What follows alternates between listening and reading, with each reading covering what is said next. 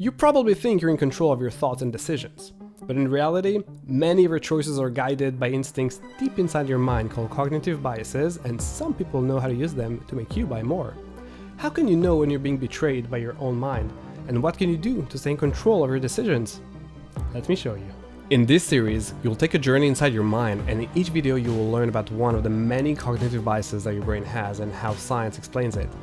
We'll do some experiments to make you feel them so that you can identify when it's being used against you for marketing purposes.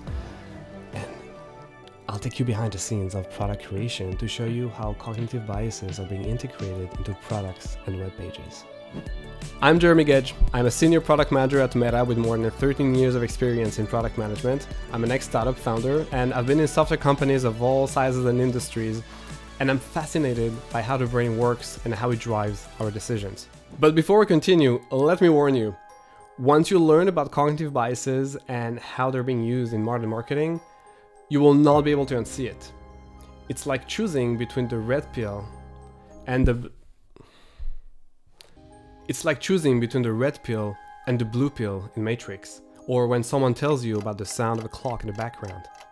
Are you ready? Let's dive in. The cognitive bias I will cover in this video is called social proof, also known as the bandwagon or herd effect. It's a phenomenon where people subconsciously look at the actions of others to guide their own decisions and actions. Now, it's important to first understand what a cognitive bias is and why they even exist. Cognitive biases are subconscious shortcuts that our brain developed over the course of our evolution based on our instincts and past experiences. They allow us to make lightning-fast decisions and judgments. Because back when we were food for other animals, biases helped our ancestors survive in a world where quick decisions often meant the difference between life and death. But even in modern life, cognitive biases can be incredibly efficient and help us make quick decisions in this fast-paced world. Imagine deeply analyzing every single decision of the day. You'd never get anything done. But on the flip side, these biases can lead us to errors in judgment and decision making. They can cause us to overlook important information, misjudge situations, or even be influenced by irrelevant factors. Someone won a Nobel Prize for understanding how it actually works and happens in the brain. That someone is Daniel Kahneman.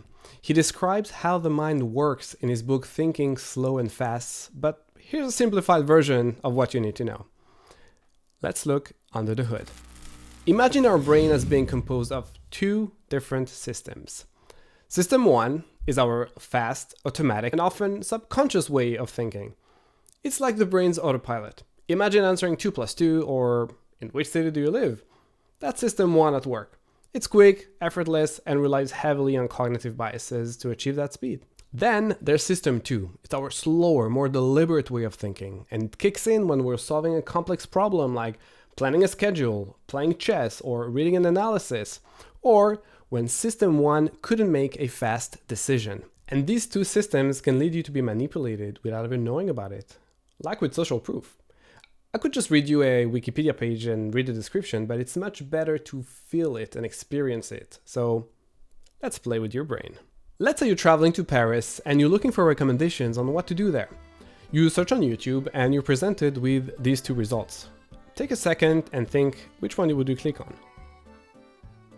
Assuming you don't know any of these creators, you probably chose this one with the most views, right? Let's take another example. You made it to Paris, you're hungry, and you say, "J'ai faim," I'm hungry.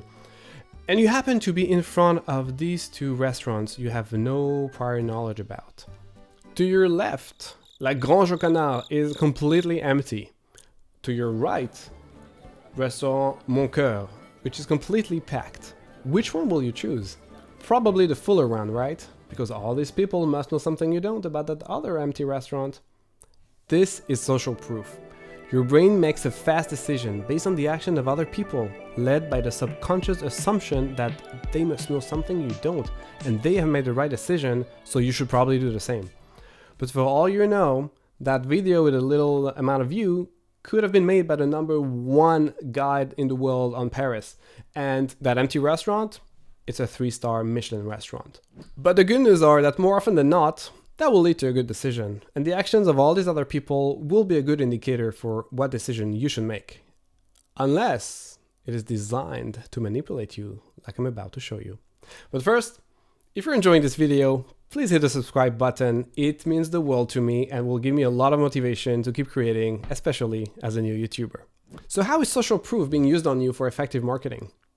Let's have a look at your brain again, and then we'll look at real online examples.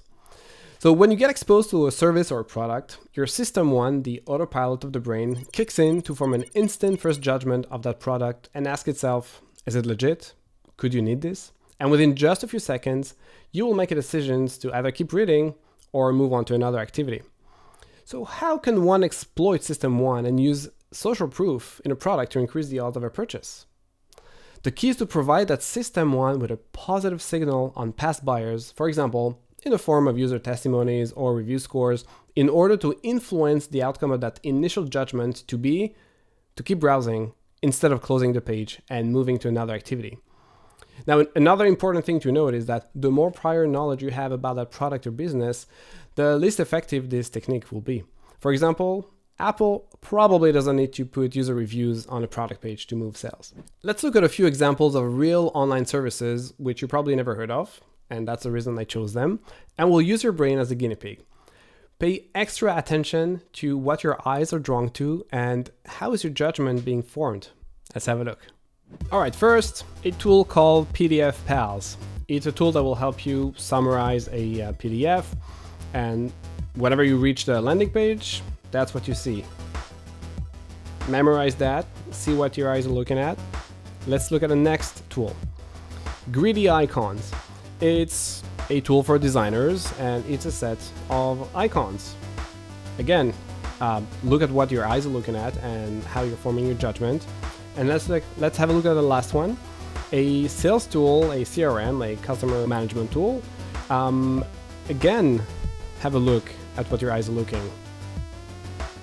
Did you notice what all these tools have in common?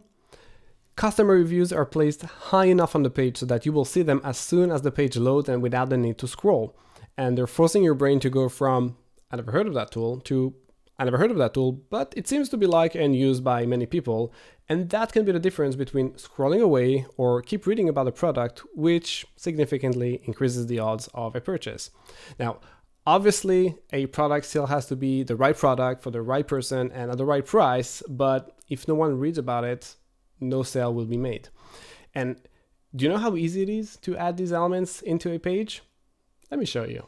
Now let's pretend we're tech entrepreneurs with a website selling a product and change our consumer eyes to business owners' eyes. What? Business owners are serious, right? And serious people have glasses. And I'm going to show you how easy it is to add social proof elements to your product page. This is Webflow. It's like Wix, but a bit more advanced, and a lot of online businesses are using it. And during my train ride yesterday, I took the time and built a landing page for an amazing new product you did not even know you needed. It's a magic back scratcher. And it took like 30 minutes using ChatGPT and Midjourney for the images. It's quite bonkers. And I could publish it like that, but the savvy marketer that I am know better. Let's add some social proof elements. And these components are very popular and very easy to come by. A simple Google search will lead you to social proof components and elements that you can simply copy paste into your Webflow page. So let's take, for example, that one, that first row. I like the look of it. It's nice and wide. There's a few different types of social proofing elements there. And copy. Let's put it under that first section. And voila. Social proof done. And now whenever that initial judgment will be made by new viewers of my Magic Back Scratcher website, they will be forced to look at these, whether they want it or not.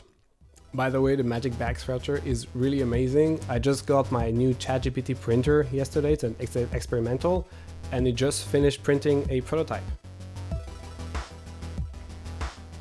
So it doesn't look exactly the same, but works so well. But wait a minute. Is adding imaginary testimonies and reviews an ethical thing to do? No, it's not. And businesses should not add fake reviews to their website to move sales. Instead, they should build real customer base and real reviews and only them add them to their website. But should you trust that all online businesses have a strong moral compass and will refrain from using scammy brain hacks? No. So let's talk about how to protect yourself from malicious use of cognitive biases. There's only one thing you can do to completely protect yourself from cognitive hacking. Turn off your computer, your phone, your lights, lock your house, never ever leave. I'm just kidding, but it's probably not too far from the truth because cognitive biases are hardwired so deeply inside your brain that you probably can't cancel them out. So what can you do? Well, if you've watched this video from the very beginning, you probably will not be able to ignore future cases of social proofing if you see them on an ad or on a product page. Because the next time you will see user testimonies or reviews on a website, as long as you remember this video, it's now almost certain that I've programmed your System 1 into triggering System 2 and apply critical thinking. Are these real reviews from real people? And even if they are, try to consciously ignore it and be thorough in your due diligence about the product or services that you're getting exposed to or considering. But being aware of social proof alone is really not enough, especially if you don't know yet about the scarcity effect that gets triggered by one of your most primal instincts. And that's one of the most used cognitive biases by marketers to make you buy more. But not for long, because my next video is all about the scarcity effect and how to protect yourself from it. But before you rush and watch it, if you learned something new in this video, please press the subscribe and like button. It means the world to me as a new creator, and it will really give me the motivation to keep creating more videos, and that takes quite a lot of time to do. Thank you so much for watching. Now let's go learn about the scarcity effect and how to protect yourself from it.